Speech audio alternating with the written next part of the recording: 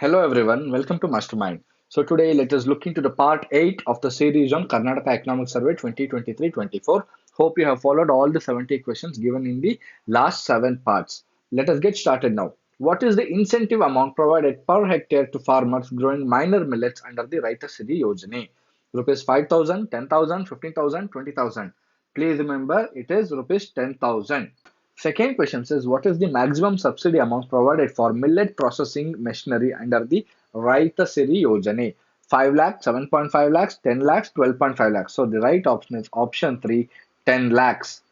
So, to boost the cultivation of millets in the state, Raitha Sanjivini Yojana, you have to remember very important scheme this is because the year 2023 was also known as International Year of Millets. Therefore, you have to know the scheme in detail. Therefore, to boost the cultivation of millets in the state, Raitha Sanjivini Yojana was introduced and it encourages the cultivation of organically as well as traditionally grown minor millets, including foxtail millet, little millet, Indian barnyard millet, kodo millet, brown top millet, and proso millet. Based on the crop surveys, farmers growing these minor millets receive an incentive of rupees 10,000 per hectare. So here is the explanation for first question. So the farmers growing these minor millets receive an incentive of rupees 10,000 per hectare, which is directly transferred to their bank accounts via direct benefit transfer or DBT, and the scheme has continued even in the year 2023-24 as well.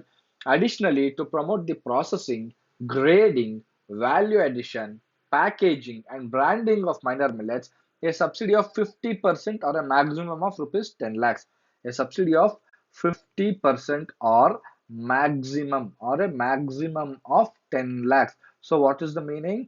So, if the machinery is 15 lakhs, then 50%, what is it? 7.5 lakhs will be given.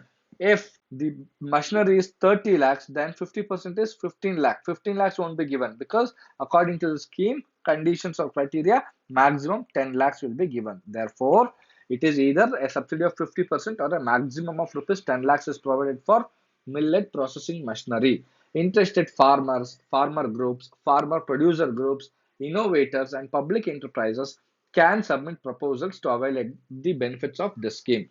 In the year 2023-24, 45,715 farmers benefited from the scheme, covering an area of about 46,736 hectares. So please remember, very important. Third question says, what is the cost sharing ratio between the central and state governments for the Rainfed Area Development Program? 50-50, 60-40, 70-30, 80-20. The right option is option 2 here, 60 is to 40. So 60 is central and 40 is state government. So the Rainfed Area Development RAD program, it is a centrally sponsored scheme. Please note down that it is a centrally sponsored, not sector. And it comes under RKVY Raftar.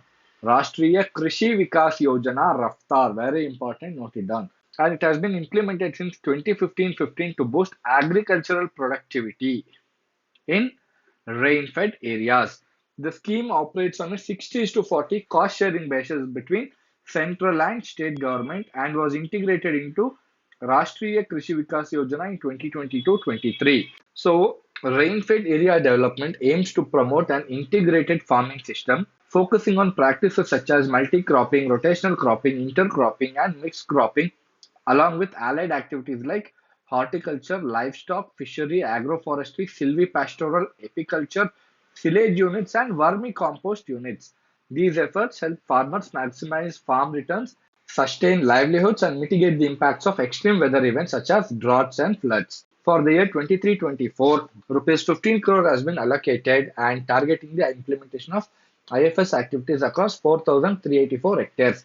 As of November 2023, 11.8485 crore has been released and rupees 9.86 crore has been spent, covering 3,504 hectares and benefiting 3,662 farmers.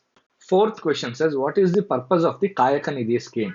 To provide education loans for hamals children, to offer housing assistance to hamals, to cover medical expenses and funeral assistance for hamals, to provide job training for hamals. So the right option is option 3 here, to cover medical expenses and funeral assistance for hamals.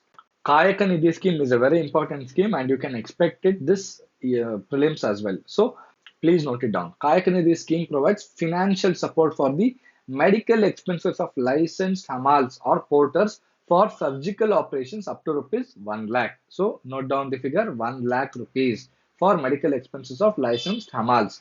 Additionally, the amount given for the final rights of the deceased hamals, so those who die working in agricultural produce market committees, has been increased from rupees 10,000 to rupees 25,000. You have to remember that 25,000 rupees will be given to those hamals who expired during their work in APMCs, and it is 25,000 rupees, and 1 lakh rupees will be provided as the financial support for the medical expenses of licensed hamals. As of November 2023, rupees 7.4 lakh has been spent on medical expenses and funeral assistance, benefiting 74 hamals under this scheme. 74 hamals under this scheme. Fifth question says, what is the name of the insurance scheme for farmers managed by the Karnataka State Agricultural Marketing Board?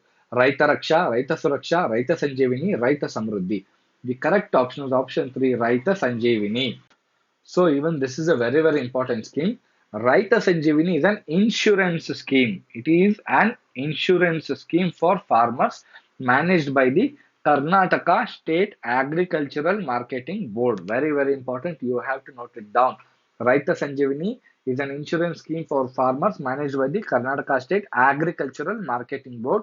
This scheme provides compensation to farmers who suffer accidental death or permanent disability while engaging in farming activities. The compensation ranges from rupees 10,000 to 1 lakh rupees. During the fiscal year 23-24 up to November, 7 farmers received a total compensation of rupees 5.30 lakh rupees under Raitha Sanjivini.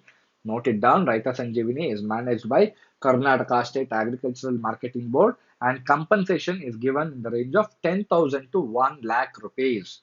Sixth question says, how much of the net cultivated area was irrigated during 2022-23? 50.37 lakh hectares, 61.24 lakh, 111.61 lakh, 70.37 lakh hectares.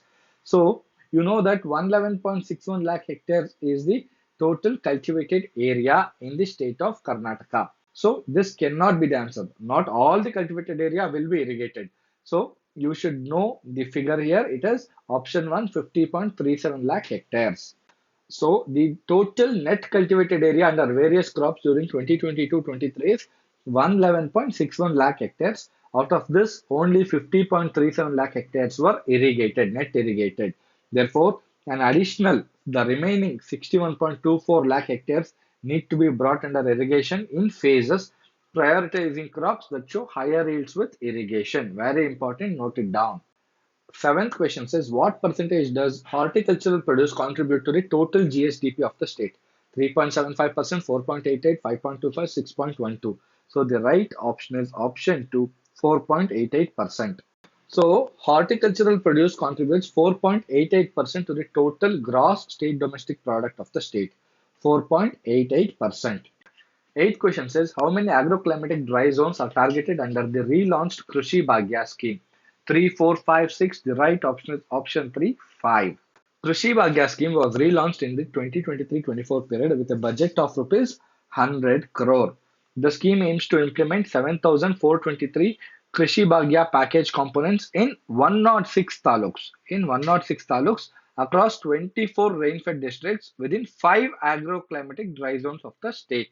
24 rainfed districts and 5 agroclimatic dry zones of the state are important here.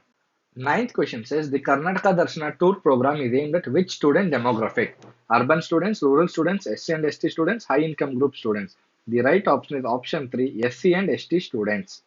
So, under the Karnataka Darshana tour program, rupees 4.41 crore has been allocated from the scheduled caste subplan, that is SCSP, and tribal subplan, that is TSP, to organize tours for 10,027 SC and ST students from government schools during 2023-24 academic year.